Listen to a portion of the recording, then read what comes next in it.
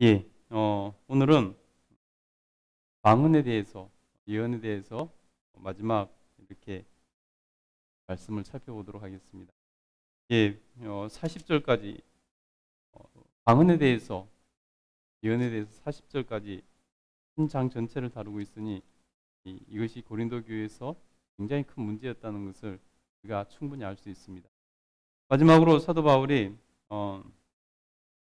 여러분, 교회에서 방언과 예언을 특별히 예배에서 성적인 예배에서 방언과 예언을 어떻게 사용해야 될 것인가에 대해서 가르치고 있는 것을 볼 수 있습니다. 우리 한번 보겠습니다. 26절부터 한번 읽어보도록 하겠습니다. 읽겠습니다. 시작. 그런즉 형제들아 어찌할까? 너희가 모일 때에 각각 찬송시도 있으며 가르치는 말씀도 있으며 계시도 있으며 방언도 있으며 통역함도 있나니 모든 것을 덕을 세우기 위하여 하라. 아멘. 여러분 보세요. 우리가 예배를 드리다 보면은 예배는 여러 가지 요소가 있습니다. 그 당시에는 예배를 시간에 방언과 예언이 이렇게 이루어지던 그런 예배 순서를 가지고 있었던 것 같습니다. 그래서 예배 시간에 방언에만 집중하거나 예언에만 집중할 수 없다는 것입니다. 예배에는 각각 찬송시도 있고 말씀도 있고 계시도 있고 방언도 있고 통역함도 있다는 것입니다. 그러니 그 모든 것을 조화롭게 질서 있게 해야 된다는 것입니다. 자기가 방언의 은사가 있다 해서 너나 없이 방언으로 그 시간을 이렇게 해서는 안 된다는 것입니다. 모든 것은 덕을 세우기 위하여 해야 된다는 것입니다. 덕을 세우기 위하여 모든 것을 해야 된다는 것입니다. 특별히 방언을 할 때 방언을 덕을 세우기 위하여 이렇게 해야 된다라고 이렇게 그런 방법을 사용해야 된다라고 이렇게 말씀하고 있다는 것입니다. 그러면 어떻게 구체적으로 하라고 말씀할까요? 우리 27절부터 한번 읽어보겠습니다. 만일 누가 방언으로 말하거든 두 사람이나 많아야 세 사람이 차례를 따라하고 한 사람이 통역할 것이요. 만일 통역하는 자가 없으면 교회에서는 잠잠하고 자기와 하나님께 말할 것이요. 방언은 교회에서 할 때, 특별히 예배 시간에 할 때 어떻게 하는 것이 덕을 세우는 것이냐라고 이렇게 분명히 말씀합니다. 방언할 때는 두 사람 정도만 해라. 혹 하지 못할 경우에 세 사람까지, 많을 경우에 세 사람까지는 할 수 있는데 차례대로 하라는 것입니다.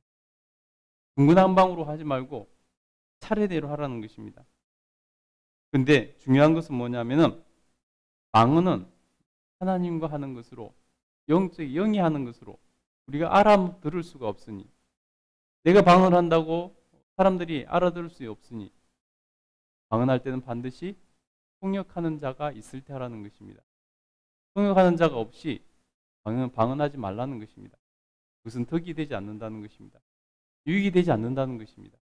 이것이 방언을 할 때 있어서 사도 바울이 덕을 세우며 질서 있게 하는 방법이다라고 말씀하고 있다는 것입니다. 여러분 얼마나 사도 바울이 지혜롭게 또 분명하게 말하고 있는지를 우리가 볼 수 있다는 것입니다. 비단 이것은 방언에만 해당되는 것이 아닙니다. 모든 것에 마찬가지라는 것입니다. 모든 것이 덕이 되는 공동체 유익이 되고 우리 하나님께 영광이 되는 방향으로 해야 된다는 것입니다. 예언에 대해서도 똑바로 말을 합니다. 우리 29절부터 한번 읽어볼까요? 읽겠습니다. 시작. 예언하는 자는 둘이나 셋이나 말하고 다른 이들은 분별할 것이요. 만일 곁에 앉아 있는 다른 이에게 계시가 있으면 먼저 하던 자는 잠잠할지니라. 너희는 다 모든 사람으로 배우게 하고 모든 사람으로 권면을 받게 하기 위하여 하나씩 하나씩 예언할 수 있느니라. 아멘. 여러분 보세요. 예언할 때도 마찬가지라는 것입니다. 둘이나 셋이서 말하고, 예언도 자기가 예언의 은사가 있다 해서 막 하는 것이 아니라 예배의 질서를 위해서, 덕을 세우기 위해서 예배 시간에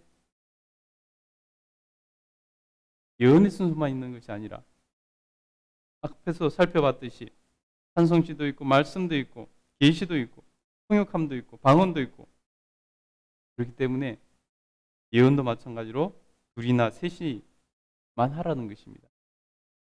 그리고 중요한 것은 뭐냐면 예언은 다른 이들은 분별해야 된다는 것입니다. 예언은 특별히 조심해야 될 것이, 이 예언이 하나님께서 주신 예언인가? 또 자기의 생각인가? 또는 심지어 마귀가 넣어준 생각인가? 여러분, 그것을 분별할 수 있어야 된다는 것입니다. 듣는 사람이 누군가가 예언한다고 그것을 100%다 그대로 받아들일 것이 아니라는 것입니다. 분별을 해서 이것이 하나님의 말씀에 합당한가 분별을 해야 된다는 것입니다. 그래서 둘이나 셋이서 예언할지만 다른 이들은 들으면서 분별하라라고 말씀하고 있습니다. 그리고 예언을 할 때 만일 곁에 앉아있던 다른 이에게 계시가 있으면 먼저 하던 자는 잠잠하라는 것입니다. 그리고 예언을 하는 것은 다른 사람들에게 배울 수 있고, 또 모든 사람들을 원면하게 하기 위해서 하라는 것입니다. 그래서 예언을 할 때, 특별히 공예배에서 하는 예언은 누구 한 특정한 사람을 위한 것이 아니라 다른 모든 사람을 위한 그러한 것만 해당된다는 것입니다. 그래서 31절에 보니까 너희는 다 모든 사람으로 배우게 하고 모든 사람으로 권면을 받게 하기 위하여 하나씩 하나씩 예언할 수 있느니라 라고 말씀하고 있다는 거예요.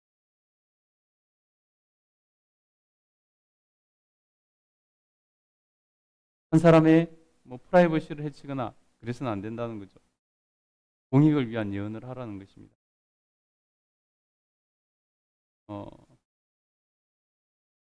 우리 32절부터 한번 읽어볼까요?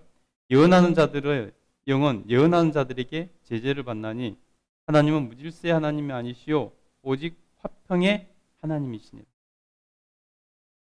예언할 때 예언하는 자는 예언하는 자에게 의해서 제재를 받는다는 것입니다. 그래서 자기 마음대로 하면 되는 것이 아니라 공동체 유익을 위한 그런 다른 예언을 해야 된다는 것입니다. 그리고 하나님은 무질서의 하나님이 아니요 오직 화평의 하나님이시라는 것입니다. 예언을 할 때도 질서 있게 하고 화평을 위한 그런 예언을 해야 된다는 것을 말씀하고 있습니다. 고린도 교회에서 특별히 그 예언의 은사를 받고 또 예언의 활동을 하던 사람들이 여성들이 많았던 것 같습니다. 그래서 그들에 대해서도 이렇게 말합니다. 모든 성도가 교회에서 함과 같이 여자는 교회에서 잠잠하라. 그들에게 말하는 것을 허락함이 없나니 율법에 이른 것 같이 오직 수용할 것이요. 예, 우리가 항상 읽을 때는 그 시대의 상황과 문화를 살피면서 읽어야 된다는 것입니다. 그래서 성경을 읽을 때 꼭 우리 시대의 문화와 관점에서만 바라봐서는 실수할 수 있다는 것을 꼭 기억하시기 바랍니다.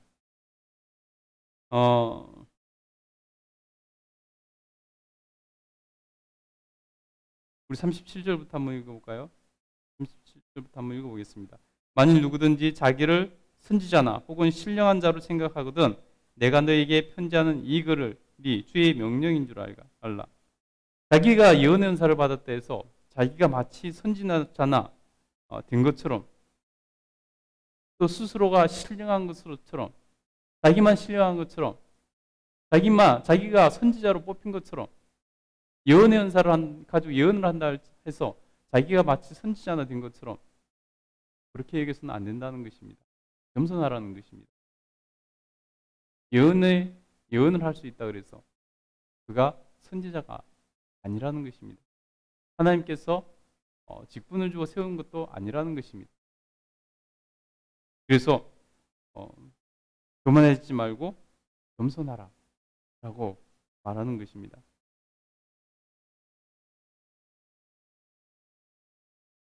그래서 38절에 보면 내가 한 이 말을 인정하지 않으면 너희도 인정받지 못할 것이다 라고 말을 합니다. 그리고 마지막으로 39절 40절 한번 읽어보겠습니다. 그런즉 형제들아 예언하기를 사모하며 방언하기를 금하지 말라. 모든 것을 품위 있게 하고 질서 있게 하라. 아멘. 여러분 예언과 방언, 특별히 방언의 이 부작용들이 일어나는 것, 성령의 은사에 부작용들이 일어나는 것을 보고 어떤 이들은 그것을 아예 부작용을 차단하기 위해서 성령의 은사를 행하지 말라고 이렇게 하는 사람도 있습니다. 성령의 은사를 거부하는 그런 교회들도 종종 있다는 것입니다. 그러나 그것은 분명히 잘못되었습니다. 성령의 은사는 성령께서 친히 각 사람에게 필요를 따라 각 사람에게 나누어 주신다고 했습니다. 성령께서 주신 것을 우리가 거부해서는 안 되겠죠. 그래서 사도 바울은 분명히 말합니다. 이렇게 방언과 예언에 대해서, 특별히 방언의 폐해에 대해서 바로잡기 위해서 이렇게 길게 말씀을 전하고 나서 분명히 말합니다. 내 형제들아 예언하기를 사모하며 방언하기를 금하지 말라. 그렇다고 해서 내가 예언을 폐하거나 방언을 금하는 것이 아니다. 예언하기를 사모해라. 방언하기를 금하지 말라. 근데 모든 것을 품위 있게 하고 질서 있게 하라. 모든 것을 품위 있게 덕을 세우며 질서 있게 하라. 라고 하고 있습니다. 여러분 품위 있고 질서 있게 하라는 것은 무슨 뜻입니까? 바로 하나님의 품이 되게 하나님께 합당하게 하라라는 그런 뜻입니다. 여러분 성령의 연사를 사모하시기 바랍니다. 다양한 성령의 연사들이 있습니다. 여러분 그 성령의 연사들을 사모하시고 성령께서 우리에게 주신 은사가 있다면 그것을 품위 있게 하나님 뜻에 합당하게 질서 있게 사용하시기 바랍니다. 그래서 덕을 끼치고 유익을 세우는 방향으로 겸손하게 무엇보다도 겸손하게 질서 있게 사용해야 된다는 것입니다.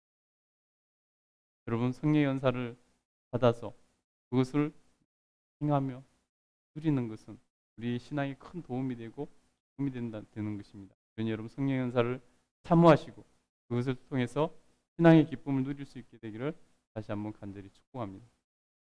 그러나 겸손하게 품위 있고 질서 있게 하나님 뜻에 합당하게 사용할 수 있기를 간절히 축복합니다.